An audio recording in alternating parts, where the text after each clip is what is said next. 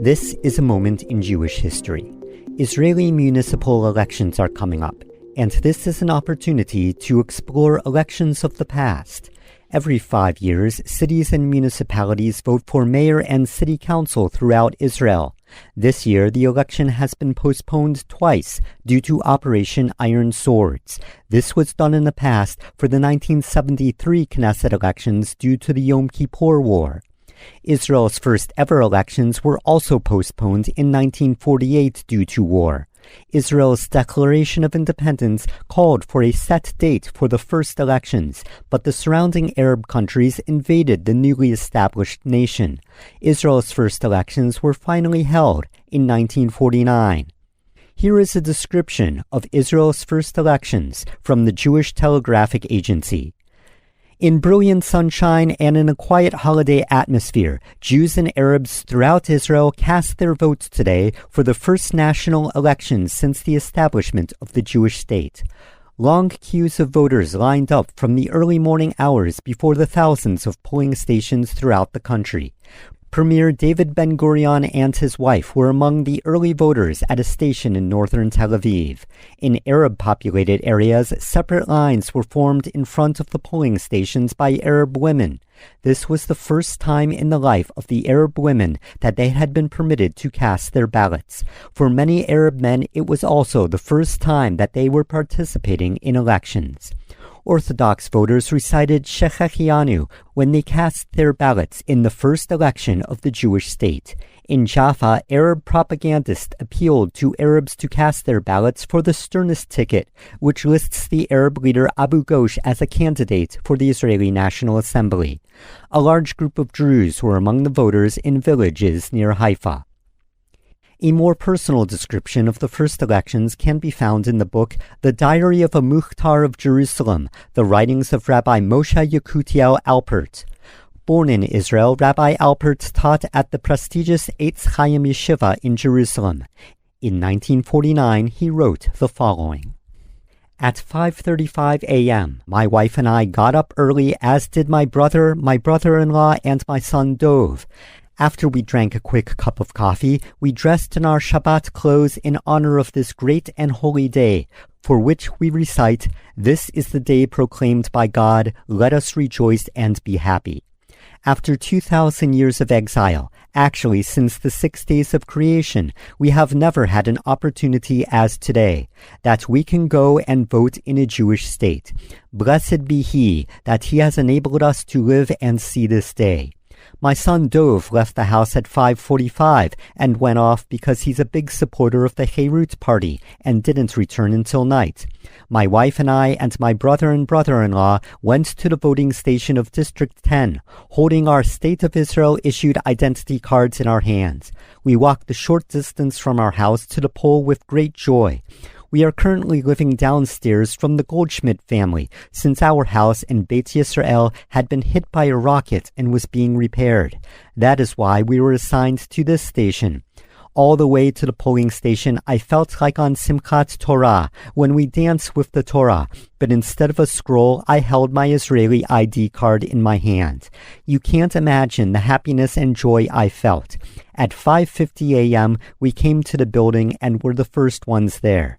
The janitor brought the ballot box, and the chairman called me and my brother over to honor the elderly and asked us to witness the fact that the box was indeed empty and observe its sealing. The chairman said since I was the oldest person there, I would have the privilege of being the first voter. Quivering with emotion of awe and sanctity, I gave the chairman my identity card. He gave me an envelope, and I went into the closed-off area where all the party letters were placed. With a shaking hand and a feeling of holiness, I chose a note marked Bet, the United Religious Party's letter, and placed it carefully in the envelope and returned to the polling station. And then, at the moment of greatest exhilaration, a moment that neither my father nor my grandfather nor any of my ancestors experienced, I recited the Shechechianu blessing and carefully placed the envelope in the ballot box. Blessed am I, and blessed is my portion. I shook the chairman's hand heartily, and the other committee members' hands as well, and went off to pray. A great holiday indeed.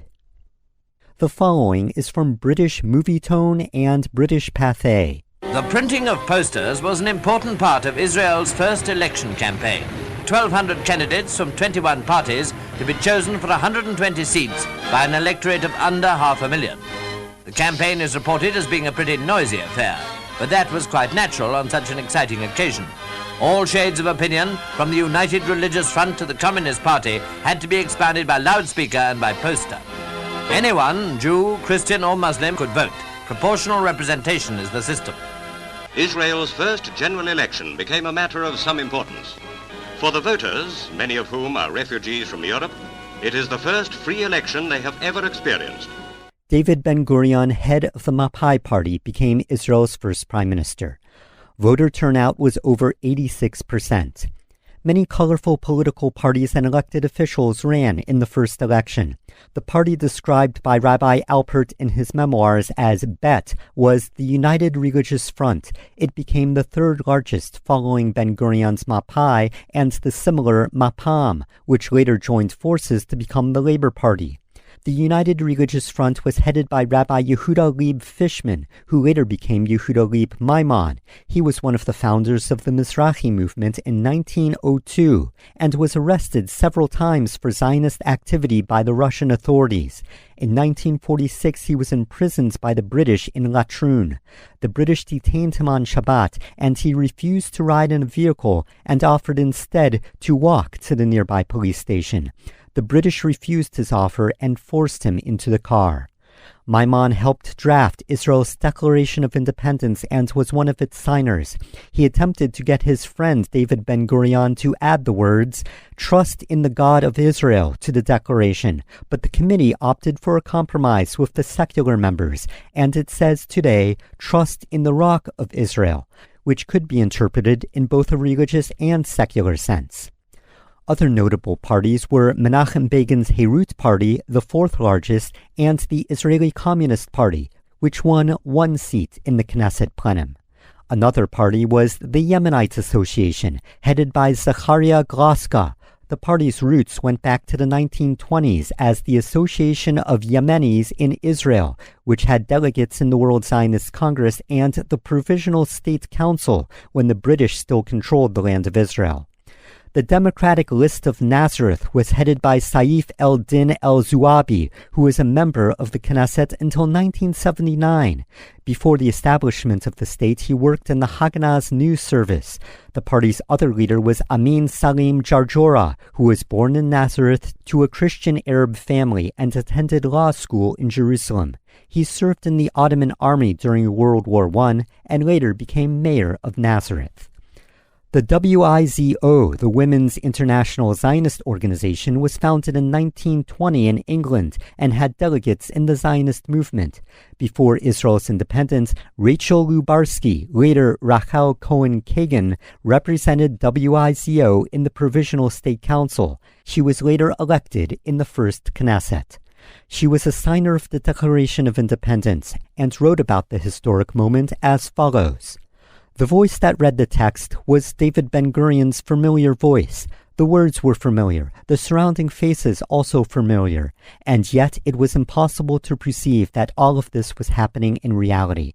From that day, I began to understand Chagall. His floating figures began to speak to my heart. It was clear to me why a bride and groom float in Chagall's pictures in the air, above rooftops, because I myself experienced a similar experience. In moments when a person feels that a dream becomes reality and joy fills his heart, they are able to soar above the rooftops. To this day, it is difficult for me to put into words my feelings on that day. My lips and perhaps human language in general are too poor. I think that only music and art can give a proper expression. The fighters list was headed by Nathan Friedman, later Nathan Yellin-Mor, former head of the Lechi, the Fighters for the Freedom of Israel, an underground militant group dedicated to pushing the British out of Israel. He took over the Lechi after its founder, Avraham Stern, was killed by British police, and led the group with Professor Israel Eldad and Yitzhak Shamir. Yellin-Mor was a wanted man by the British and once escaped from the detention camp in Latrun. His time in Knesset was short-lived. Professor Eldad turned to writing and teaching. Yitzhak Shamir joined the Mossad Secret Service and in the 1980s became prime minister, sharing the role with Shimon Peres when their election came out a tie. But that is a story for another time. This has been a moment in Jewish history. For past shows, you can visit benbresky.substack.com. Thank you to all the listeners, and Shalom.